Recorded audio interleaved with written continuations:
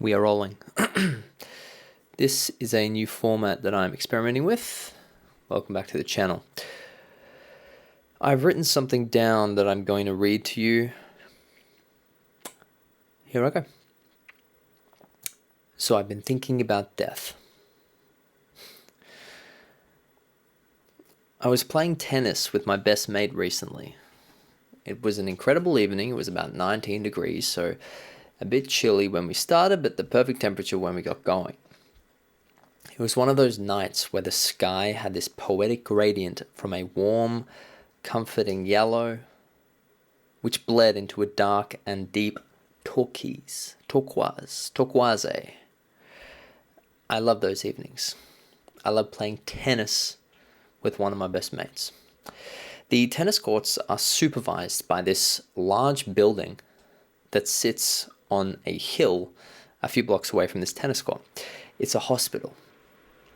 Halfway through the set, at the end of the game, at the end of one of the games, I had to stop for a minute and say to my good friend, do you want to know a wild thought? At some point in time in that hospital, there would be people in their final moments looking down on strangers playing tennis on this exact court, thinking to themselves, what I would give to be young and healthy again. And one day, sooner than you could possibly imagine, we too will be in our final days looking out to a tennis court thinking the exact same thought. It's going to happen so much faster than you can ever possibly imagine.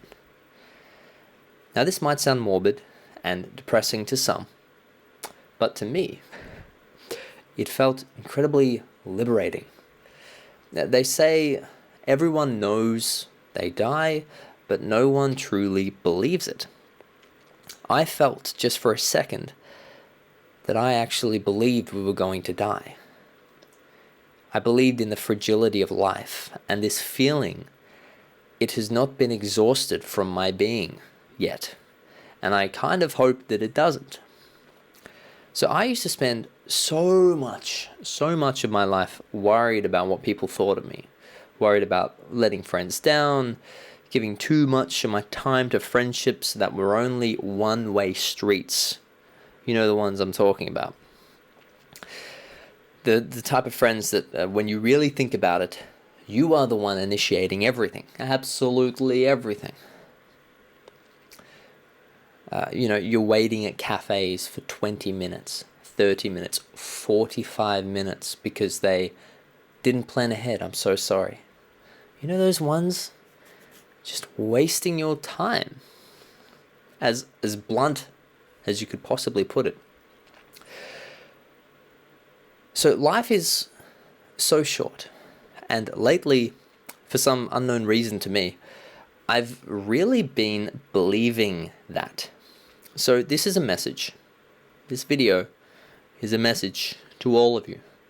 It has found its way through the algorithm to get to your computer screen, your mobile screen, as a message from the universe. And this is to all those people that are really trying to do good things, that are really good people in their heart. Stop wasting. Gosh, that would have been so good if I didn't mess up. Let me take it back. Stop wasting so much precious time. I have been in your shoes. I know what it's like, and trust me, there is so much time being wasted on ships that have sailed long ago.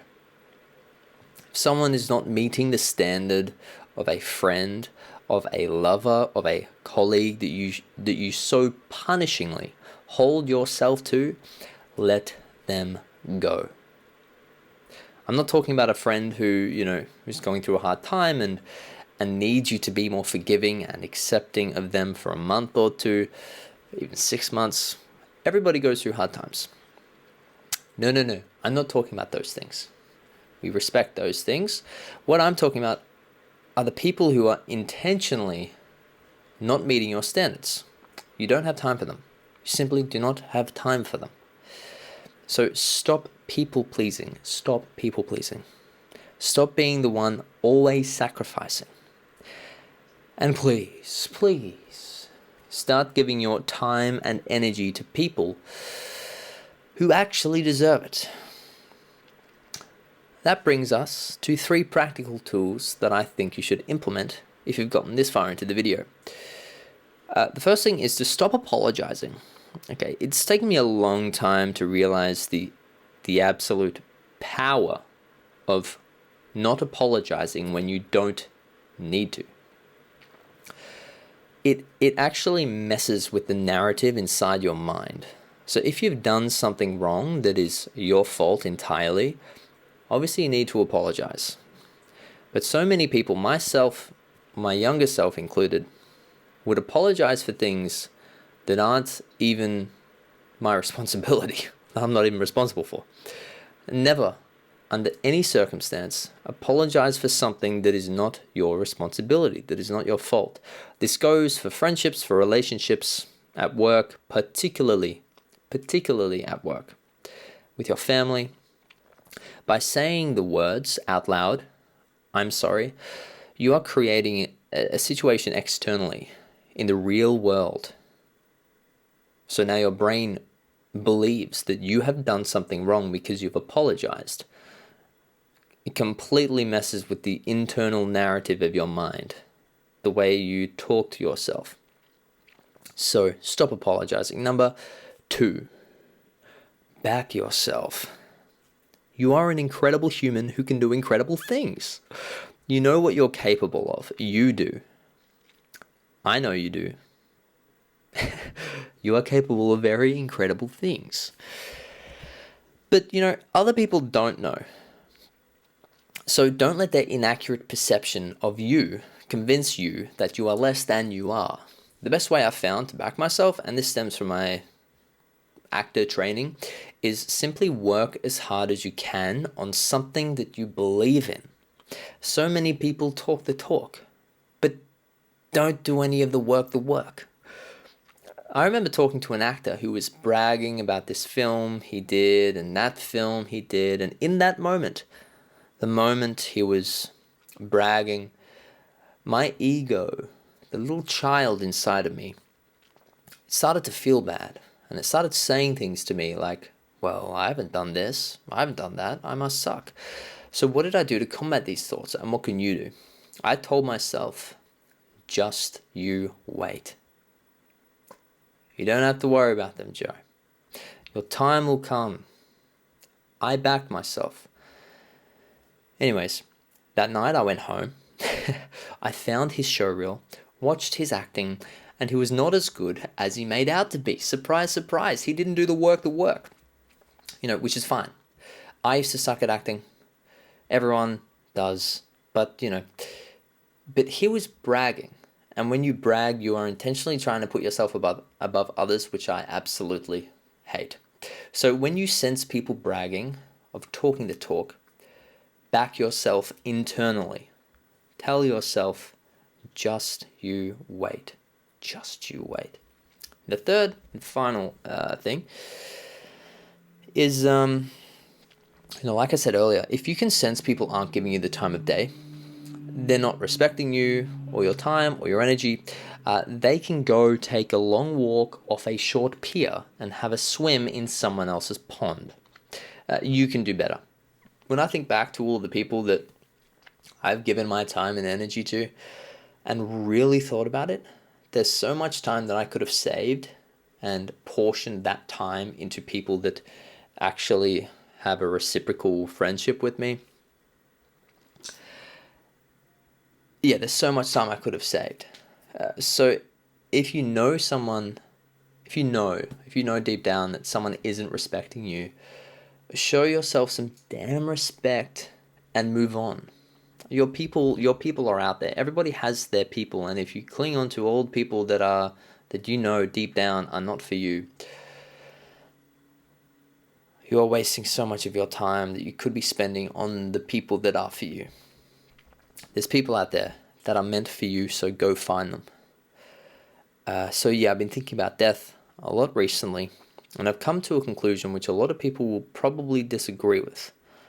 Start being more selfish. Start backing yourself and stop apologizing.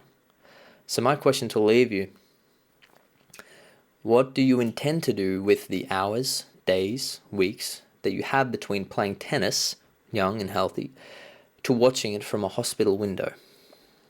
For me, I'm going to love my partner with my whole heart, spend time with the people that water my soul, and become the best actor I can possibly become. So that's the end of my little writing. I hope you enjoyed that. Yeah, it's an interesting time for me at the moment. It's still in a limbo time where I've just graduated drama school, and I'm starting to book some roles, which has been very exciting, seeing like the dream I had as a child begin to form in my reality. That is very exciting. However, I've still got a long way to go. Ideally, it would be great to just be working as an actor full time, to be earning my income as an actor full time. But as I'm sure you're aware, when you pursue your dreams, there is this long period of just unknown, of no guarantees, particularly for the arts. Like if you're a musician, actor, artist, I really feel for you because there is no guarantee. There is absolutely no guarantee. I mean, you can create your own luck by, like I said, doing the work, which I've been trying to do. But there is just a lot of unknown. A way that I've found to combat that is by using my skills to help other people. For example, I started up an Instagram. It used to be called The Impression Method. It's now called Hollywood Charisma, right? Catchy title. Where I'm using this acting technique to teach people charisma. That has been fulfilling. You know, I've got like 3,000 followers, but I haven't made any money yet, which is fine. But ideally, it would be great to be making money from the skills I've invested years into refining. And so I've got the Hollywood Charisma thing. The other thing that I'm working on is, I don't really want to talk about it yet because I haven't really done much on it. And so you know what they say? They say if you want to start going to the gym, don't tell people you're going to the gym, because if you tell people, then you get the dopamine released as if you've already gone to the gym, then you lose all motivation. So I'm not going to tell you what that is. But at the moment, it feels like I'm in limbo. And it comes with the territory of pursuing your dream. A lot of my mates from school at my age, they're buying houses. Like my friend group was, half of them are doctors now, or engineers, which is friggin' awesome. But here I am, wanting to become an actor.